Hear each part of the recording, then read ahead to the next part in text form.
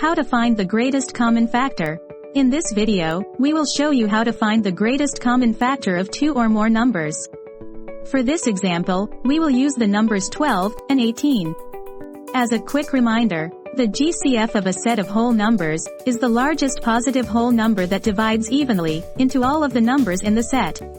It is also known as greatest common denominator, GCD, highest common factor, HCF, and greatest common divisor, GCD. For smaller numbers, you can simply look at the factors or multiples for each number, and find the greatest common multiple of them. For 12 and 18, those factors look like this.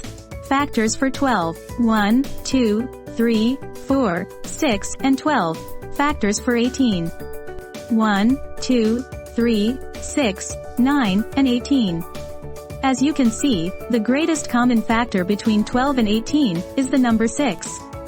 Try this yourself, with two numbers from 2 to 20, and try to calculate the GCF of them.